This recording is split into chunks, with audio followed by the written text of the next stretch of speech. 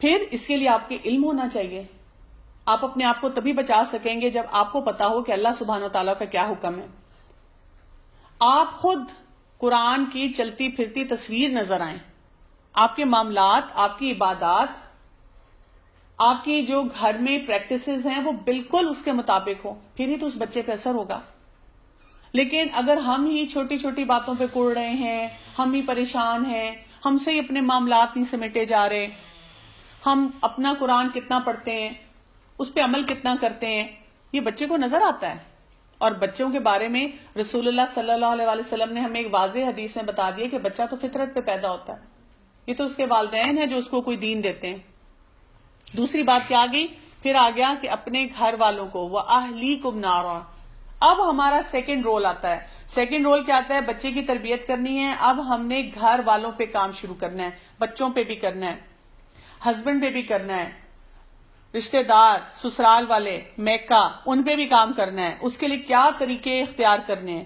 یہ کام ہو نہیں سکتا جب تک ہم سٹیبل مائنڈیڈ نہ ہو. خالی غصے میں بیٹھنے سے، کوئی بچوں کو ٹی وی دکھا رہا ہے اور آپ نہیں دکھانا چاہ رہے اور ہم کچن میں زور زور سے چمچے مار رہے ہیں، کمرے کے دروازے ٹھا ٹھا بند کر رہے ہیں، اس سے تو نہیں یہ کام ہوگا. آپ کو طریقہ سیکھنا ہوگا، آپ کو اپنے اخلاق کو بہتر بنانا ہوگا کہ آپ کے گھر میں ہر شخص آپ کو دیکھ کے کہے ایسا اخلاق ہو، ایسا انسان ہو، اس کا دل چاہے آپ کی بات سننے کو.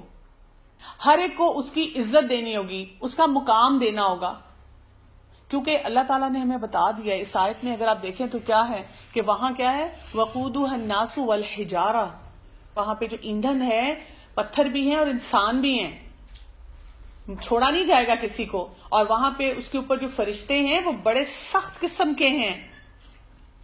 یہ کوئی مذاق نہیں ہے کہ ہم اس کے بارے میں سوچیں نا. اور اسی لیے اور کیا ہے، جو اللہ نے حکم ان کو دے دیا وہ اس کے مطابق بڑی سختی سے عمل کرتے ہیں. میں کبھی کبھی جب بچوں کے اسکول جاتی ہوں، جیسے پی ٹی ایم ہے، اور میں دیکھتی ہوں کہ ایک ماں 5 نمبر کے لیے، 3 نمبر کے لیے پیپر کھول کے بیٹھی ہوئی ہے، بار بار پوچھ رہی ہے یہ نمبر کیوں کٹ گئے. اتنی پریشانی ہے اس کو کہ اس بچے کو اسمبلی میں، کلاس میں کوئی سٹیٹس نہیں دیا جا رہا. اس وقت میں بڑا سوچتی ہوں، کیا یہ ماں اتنی ہی پریشان ہے اپنے بچے کی آخرت کے لیے اگر وہ نماز نہیں پڑھا رہی؟ کیا وہ اتنی ہی پریشان ہے اپنے آخرت کے لیے اگر بچے کو اس نے یہ سکھایا کہ غیبت کرنی ہے یہ نہیں کرنا؟ صغیرہ گناہ، کبیرہ گناہ اس کی نوعیت کو سمجھ رہی ہے، بچپن سے اپنے بچے کے اندر یہ چیز ڈال رہی ہے کہ اصل چیز تو یہ آنی ہے آگے.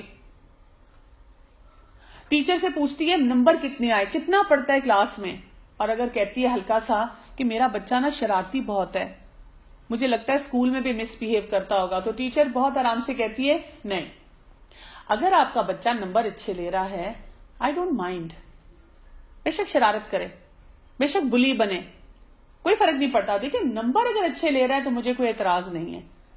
تو ماں بھی بہت خوش ہو کے اٹھ جاتی ہے کہ چلو شکر ہے نمبر تو لے رہا ہے.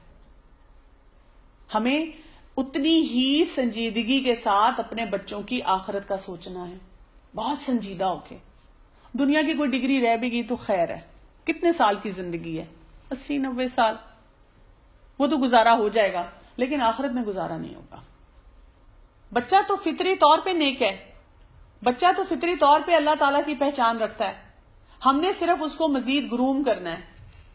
لیکن ہمارا ہی مسئلہ ہے کہ ہم سب سے پہلے ٹوئنکل ٹوئنکل لٹل سٹار سکھاتے ہیں، پھر ڈانس کرنا سکھاتے ہیں، پھر اگر میرے جیسی ڈاکٹر ہو جو نظر آ جائے کہ شاید دیندار لگ رہی ہے اس کے سامنے نعت سنواتے ہیں، اور اگر کوئی ماڈرن لکنگ ڈاکٹر بیٹھی ہو تو اس کے سامنے ڈانس کرواتے ہیں کہ میرا بچہ کتنا ٹیلنٹڈ ہے.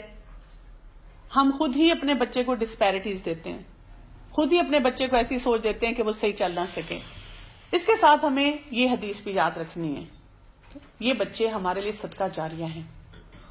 رسول اللہ صلی اللہ علیہ وسلم نے کہا تھا نا کہ جب کوئی ایک انسان فوت ہو جاتا ہے تو اس کے نیک اعمال کا سلسلہ یا وہاں تک سارا سلسلہ منقطع ہو جاتا ہے، صرف اس کو 3 چیزیں پہنچتی ہیں: صدقہ جاریہ، نفع بخش علم جو وہ اپنے پیچھے چھوڑ گیا، اور نیک اولاد جو اس کے پیچھے دعا کرتی رہتی ہے. ہم میں سے کتنے لوگوں نے اپنے بچوں کو اس راستے پہ لگایا ہے کہ ہمارے بچے نیک ہوں، نیکی کے ساتھ کام کریں. اس کے بارے میں بھی سوچا کہ یہ ہماری انویسٹمنٹ ہے. ہم کیا سوچتے ہیں, اکثر لوگ کیا کہتے ہیں کہ یہ بچہ میرے لیے کیا ہے, بڑھاپے کا سہارا. ہوتے ہیں بڑھاپے کا سہارا؟ ہوتے ہیں؟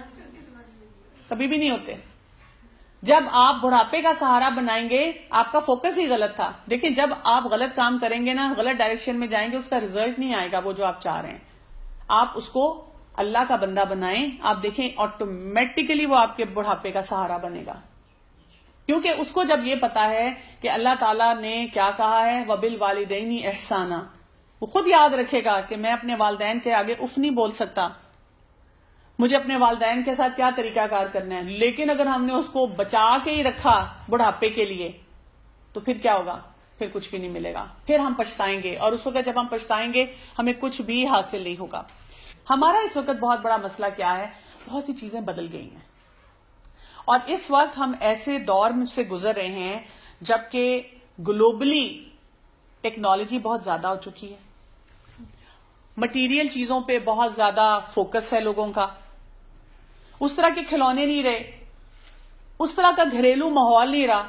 ہر ایک کے ہاتھ میں ٹیبلٹ پکڑی ہوئی ہے, ہر ایک کے ہاتھ میں کمپیوٹر ہے, ہر کوئی اپنی ہی زندگی میں مگن اور مست ہے. اور واقعی آپ اگر اپنے بچپن میں جائیں تو ہمیں سمجھ نہیں آتی کہ اس چیز کو واپس کیسے لائیں. یہ تو ہاتھ سے نکلتا جا رہا ہے. ہر وقت پریشر ہے کہ نئی چیز لینی ہے آپ کو. ہر وقت بچے بتاتے ہیں فلاں کتنا لکی ہے, اس کے امی ابو اس کو یہ لے کے دیتے ہیں, اس کو یہاں کی سیر کراتے ہیں. پھر آپ دیکھیں پیرنٹنگ کمپٹیشن کتنا زیادہ ہو گیا ہے کہ ہم جہاں بیٹھتے ہیں ہم کوئی اخلاق کی بات نہیں کرتے, ہم صرف ایک دوسرے سے یہی پوچھتے رہتے ہیں تمہارا بچہ کیا کھاتا ہے, تمہارا بچہ کیا پیتا ہے, تمہارا بچہ کون سے اسکول میں جاتا ہے, اس کے کتنے نمبر آتے ہیں. کوئی یہ نہیں پوچھتا نماز پڑھتا ہے کہ نہیں پڑھتا, اللہ کو راضی کرتا ہے کہ نہیں کرتا. ہم نے تو اپنے بچوں کو خود کمپٹیشن دے دیے کہ دیکھو تمہارا بھائی اتنا اچھا پڑھتا ہے, دیکھو تمہاری بہن اتنی اچھی پڑھتی ہے, تم پڑھتے نہیں ہو.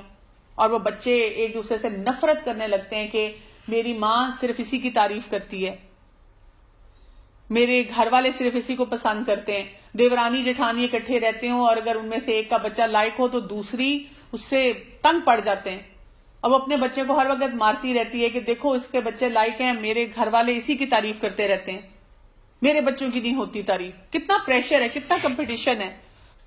جوائنٹ فیملی سسٹمز ختم ہوتے جا رہے ہیں, ہر کوئی الگ الگ رہ رہا ہے. اس کی وجہ سے کیا ہوا ہے کہ مادر پدر آزاد. دیکھیں جب نانی دادی ہوں قریب, خاص طور پہ دادی ہوں اور دادا ہوں, تو کیا ہوتا ہے, ڈر رہتا ہے نا, ان سے پوچھ کے جانا ہے, ان سے پوچھے بغیر یہ کام نہیں کر سکتے.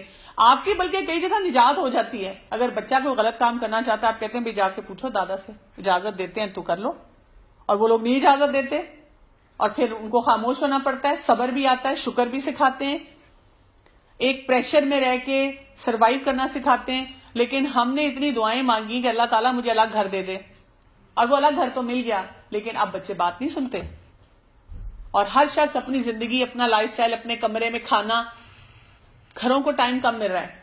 اور اس کے ساتھ ہم دیکھتے ہیں کہ کم انٹریکشن ہو رہی ہے. مائیں بھی بزی, بچے بھی بزی, باپ بھی بزی, کوئی ٹی وی دیکھنے میں بزی کہ وہ ڈرامہ نہ مس ہو جائے, کوئی بریکنگ نیوز سننے میں بزی, کوئی شاپنگ میں بزی, کوئی شادی کی تیاریوں میں بزی. بچے ہیں تو وہ بھی اپنی انٹرٹینمنٹس میں بزی, کسی کے پاس ایکس باکس ہے, کسی کے پاس اور کوئی گیمز ہے, اور وہ دیکھتا چلا جا رہا ہے. اور زیادہ سے زیادہ ہمارا فوکس کیا ہے, ایون پڑھائی میں بھی تربیت پہ نہیں ہے, نمبر, گریڈز کیسے آ رہے ہیں, اور کیا کیا چلا گیا.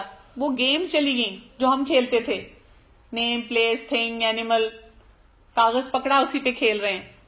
کوئی گملہ ٹوٹ گیا, اس کے وہ بنائے اور وہ کیا کھیلنا شروع کیا, پٹھو گرم, ایک بال لیا بس, اور اس بال کے ساتھ ہماری ساری زندگی گزر جاتی تھی. بھاگ رہے ہیں, دوڑ رہے ہیں. اچھا, چاک لے کے باہر فرش کے اوپر وہ بنا کے اسٹاپو کھیل رہے ہیں, کنٹری کھیل رہے ہیں, ملکوں کے نام یاد کر رہے ہیں, بھاگ رہے ہیں, دوڑ رہے ہیں. اب بچوں کو بتاؤ تو ہنستے ہیں, کیسی ویئرڈ گیمز کی آپ باتیں کرتے ہیں. اس کے علاوہ سٹوری ٹائم ہوتا تھا, کہانیاں چلتی تھیں, کتنے سکلز اس سے بلڈ ہوتے تھے. اور گاڑیوں میں بھی گیمز ہوتی تھیں, کیونکہ ایک گاڑی میں سب نے جانا ہے, ایک ہی کار ہے, اس میں سب کو ٹھسا لو, 6-7 بچے, اما ابا کوئی کسی کی گود میں، کسی کا ہاتھ نظر آ رہا ہے، کسی کا پاؤں نظر آ رہا ہے، اور اتنے خوش خوش گن رہے ہیں درخت کتنے ہیں، کون سا کلر ہے، گیسنگ گیمز چل رہی ہیں. اور کھلونے اتنے سادے سادے ہوتے تھے جو ہم استعمال کرتے تھے، اور کتنے کتنے سال تک استعمال کرتے تھے. ایک بچے کا کھلونا دوسرا پھر تیسرا بڑے فخر سے بتاتے تھے یہ میں نے 8 سال پہلے بڑے بچے کے لیے لیا تھا، اب چھوٹا بھی استعمال کر رہا ہے. اور پیرنٹس کی ڈائریکشن بڑی اچھی ہوتی تھی، بڑا ان کا فوکس ہوتا تھا اپنے بچوں کے لیے کہ کس کس راستے پہ بچوں کو چلانا ہے.